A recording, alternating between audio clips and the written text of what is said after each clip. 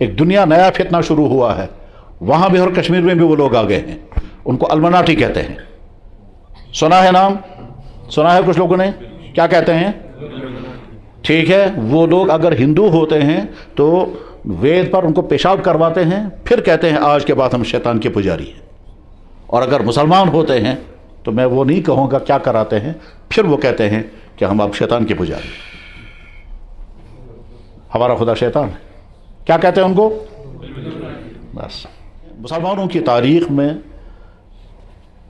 مغلوں سے پہلے بھی مسلمان رہے، مغل بھی مسلمان رہے، اس تاریخ میں سب سے زیادہ شاندار اسلامی دور سلطان اورنگزیب عالمگیر کا تھا، جس پر آج کے جھوٹے مورخ نہ جانے کیا کیا الزامات لگاتے ہیں، اور سب جھوٹ۔ میں بہت ذمہ داری کے ساتھ کہہ رہا ہوں، وہ تاریخ بتاتے نہیں، تاریخ بنا کر پھر کہتے ہیں اورنگزیب نے یہ کیا، ایسا نہیں ہے۔ اورنگزیب کی حکومت مغل دور کے حکومت کا عروج تھا، اور اس کے بعد پھر زوال شروع ہوا، سیم اسی طرح سے جیسے کشمیر میں شاہ میری دور حکومت جب شروع ہوئی ہے تو اس کا عروج تھا سلطان زین العابدین بڑھ شاہ، اور اس کے بعد پھر زوال شروع ہوا۔ 250 سال حکومت کی ہے شاہ میری خاندان نے، اس میں سلطان زین العابدین بڑھ شاہ، سلطان شمس الدین، جمشید، علاؤ الدین، شہاب الدین، قطب الدین، سلطان سکندر، زین العابدین بڑھ شاہ، یہ تو اہم لوگ تھے، یہی ترتیب ہے۔ سلطان شہاب الدین یہاں تھے، اس زمانے میں مفتی نے کتاب لکھی، فتوے کی کتاب، نام رکھا فتاوی شہابیہ، پورے ہندوستان میں کہیں نہیں لکھی گئی تھی، سب سے پہلی فتوے کی کتاب کشمیر میں لکھی گئی ہے۔ بادشاہ سلطان شہاب الدین، تو مولانا صاحب جو آئے تھے وہ آئے تھے بخارا سے، اس نے فتوے کی کتاب لکھی، نام لکھا فتاوی شہابیہ۔ جیسے ایک گورنر تھا، اس کا نام تھا تاتار خان، تو زمانے میں ایک مفتی نے کتاب لکھی، اس کا نام رکھا فتاوی تاتار خانیہ۔ خیر، سلطان زور اورنگزیب عالمگیر کے ہاتھ میں جب حکومت آئی تو اس نے کہا میں کس کام کا انسان ہوں، ٹھیک ہے میں بہت عالم بھی ہوں، فقہ کا ماہر ہوں، اس میں کوئی شک نہیں تھا، لیکن میں حافظ نہیں ہوں، اور ادھر سے حکمران ہے۔ چنانچہ اس نے قرآن حفظ کرنا شروع کیا، اور 1 سال میں قرآن حفظ کیا، اور حکمران تھے۔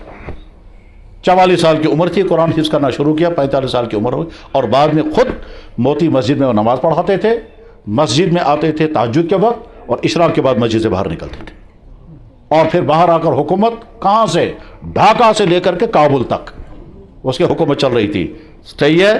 اور جب کشمیر آئے تھے کہا میرے آبا و اجداد نے مغل گارڈن بنائے ہیں، اورنگزیب کے آبا و اجداد نے مغل گارڈن بنائے، اکبر بادشاہ، جہانگیر تو شاہ جہاں، میں کیا کروں گا گارڈن بنا کر؟ تو کشمیر میں سلطان اورنگزیب نے 500 مسجدیں بنائی تھی، ان میں ایک مسجد وہ بھی ہے جو سلطان جہانگیر بادشاہ کی انتڑیاں جہاں دفن کی گئی وہاں مسجد بنائی گئی، وہ بھی سلطان اورنگزیب کی بنائی گئی۔ ساتھ سنتے ہی پائیے نا، آپ نے سنا بھی نہیں ہوگا چنگس و بوزمت، چنگس سلطان جہانگیر بادشاہ جب کشمیر میں مرا، اس کے ڈیڈ باڈی کو یہاں سے لے جایا جا رہا تھا لاہور، تو راستے میں چونکہ ہاتھی کا سفر تھا، جب کئی دن لگ گئے تو باڈی میں بدبو شروع ہو گئی۔ اس کے بعد پھر ٹیم تھی حکیموں کے ساتھ، اور نور جہاں اس کی بیگم پیچھے بیٹھی ہوئی تھی، اس نے کہا بدبو بہت زیادہ ہے، میں برداشت نہیں کر سکتی، اب ہم لاہور پتہ نہیں کب پہنچیں گے۔ تو شوپیان کے اس طرح پہاڑوں سے جب نیچے اترے ہیں تو حکیموں کی ٹیم آئی اور جہانگیر کا پیٹ نکالا، پیٹ پھاڑا، اور اندر کی تمام انتڑیاں وغیرہ نکال کر کے وہاں جگہ دفن کی گئی، اور اس کو سپرے کیا گیا، اب صرف باڈی رہ گئی، سپرے کیا گیا، اور سپرے کر کے پھر بن گیا، پھر وہاں سے آگے لگے۔ تو جس جگہ یہ انتڑیاں دفن ہوئیں وہاں قلعہ بنایا گیا، اور قلعہ بنایا گیا، اس قلعے کو کہتے ہیں قلعہ چنگس۔ سلطان اورنگزیب جب آئے کہا قلعہ ہے مسجد نہیں ہے، تو میں مسجد بناؤں گا، اور آج بھی وہ مسجد وہاں موجود ہے۔ جب کبھی جانے کا موقع ملے گا تو راجوری کے آس پاس میں کسی نے تو سنا ہوگا آپ میں سے، یا کوئی بھی نہیں ہے ایسا جو بتا سکے کہاں ہے۔ تو سلطان اورنگزیب نے کشمیر میں اور جامع مسجد سری نگر جل گئی تھی، تو سلطان کو جب اطلاع ملی ہے تو بہت غمزدہ ہوا، اور غمزدہ ہو کر اس نے کہا ہائے افسوس۔ پھر اس نے کہا یہ بتاؤ مسجد کے اندر جو چنار ہیں وہ بھی جل گئے ہیں؟ تو جواب نہیں، چنار بچے ہوئے ہیں۔ کہتا الحمدللہ مسجد میں بنا سکتا ہوں، چنار نہیں بنا سکتا۔ वैसी मस्जिद बनाई जाएगी जैसे सुल्तान सिकंदर ने बनाई थी, कोई कमी नहीं रखेगी। आज की जो जामा मस्जिद है वो सुल्तान औरंगजेब आलमगीर की बनाई हुई, छतें तब्दील हुई हैं, और पहले बनाई थी सुल्तान सिकंदर ने। और सुल्तान सिकंदर को गाइड किया था मीर मोहम्मद हमदानी ने, और मीर मोहम्मद हमदानी बेटा है हजरत शाह हमदान का रहमहुल्लाह ताला। और मीर मोहम्मद हमदानी वो शख्स है कि यहाँ उस ज़माने का एक आदमी बड़ा ज़हीन था, बहुत काबिल था, और वो इस्लाम कबूल करने के लिए तैयार नहीं था, और बादशाह का वो सेक्रेटरी खास था या वज़ीर आज़म था, उसका नाम था सहबाट।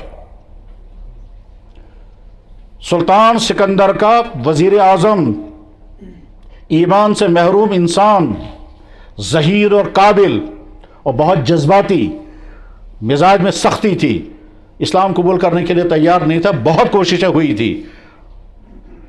मीर मोहम्मद हमदानी जब तशरीफ़ लाए हैं तो जवान राना थे, इंतहाई खूबसूरत, बहुत ज़्यादा सैयदज़ादा, इल्म बहुत ज़्यादा, मोटिवेशन पावर ज़बरदस्त, गुफ्तगू करने का अंदाज़ बहुत अजीब। तो सुल्तान सिकंदर शाह जब उनका इस्तकबाल करने के लिए निकला, वज़ीर आज़म साहब साथ थे, जब हज़रत मीर मोहम्मद हमदानी जवान राना से उनकी मुलाकात हुई, बहुत मुतासिर हो गए, और बहुत मुतासिर हो गए।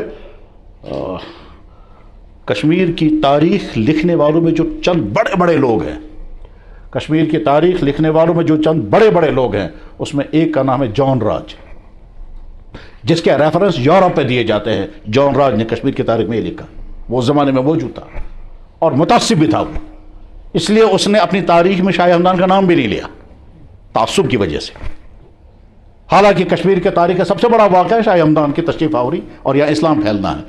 अब जब मीर मोहम्मद हमदानी रहमतुल्लाह ताला आए, और ये शख्स सहबाट जब उससे मिलने के लिए गया और मुतासिर हुआ, खट से मुसलमान हो गया, और सहबाट के बाद इसका नाम सैफुद्दीन रखा गया।